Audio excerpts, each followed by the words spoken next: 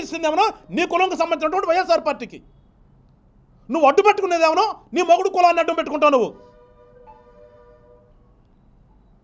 నువ్వేదో పెద్ద సత్యసంద్రాల్లాగా వచ్చి మళ్ళా జనసేన పార్టీ గురించి జనసేన పార్టీ నాయకుడి గురించి మాట్లాడతాను. ఆడమనిషి అయిపోయావు, ఇంకంతకంటే ఎక్కువ మాట్లాడతాను నేను. నీకు నిజంగా నీ కూతురు మీద ప్రేమ ఉంటే, నీ కూతురికి అన్యాయం జరిగింది అనుకుంటే త్యజించి వాళ్ళ గవర్నమెంట్ ఇచ్చిన 5 ఎకరాలను గవర్నమెంట్కి దానం అంది, 5 సెంట్లు తీసుకున్నావు గవర్నమెంట్కి ఇవ్వు, వెనక్కి నీ మొగుడు ఉద్యోగాన్ని మళ్ళీ వెనక్కి ఉండే అప్పుడు మాట్లాడు. రోడ్డు మీదకి వచ్చి నువ్వు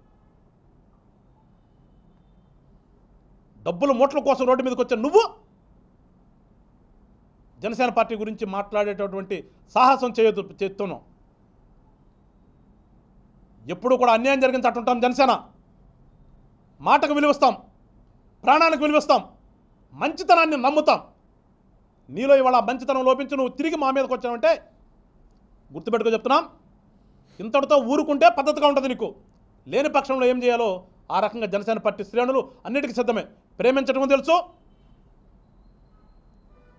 ఆ ప్రేమను వేరే రకంగా వస్తే ఏం చేయాలో అది కూడా తెలుసు జనసేన సైనికులకు అని చెప్పి గుర్తుపెట్టుకో. పార్వతి గారు, రాష్ట్ర ప్రజలందరూ చెప్తున్నాం, జనసేన పార్టీ ఎప్పుడూ కూడా జనసేన పార్టీ స్థాపించిన దగ్గర నుంచి ఈ రోజు వరకు కూడా రాష్ట్రం అభివృద్ధి కోసం, ప్రజల సంక్షేమం కోసం అని చెప్పేసి ఒకే మాట మీద వెళ్తున్నాం. మేము ప్రభుత్వంలో భాగస్వామ్యం అయ్యామంటే ఎందుకయ్యాం? మేము గత 5 సంవత్సరాలు ఒక దుర్మార్గ పాలన, దుర్మార్గంగా రాష్ట్రాన్ని నాశనం చేస్తున్నారు కాబట్టి కూటమిని కట్టి ప్రజలకు మంచి కోసమే మేము కూటమిలో భాగస్వామ్యాలు అయ్యాం తప్పితే ఇక్కడ మా స్వార్థం కోసం వాళ్ళని చెప్పి ప్రజలంతా కూడా గమనించండి.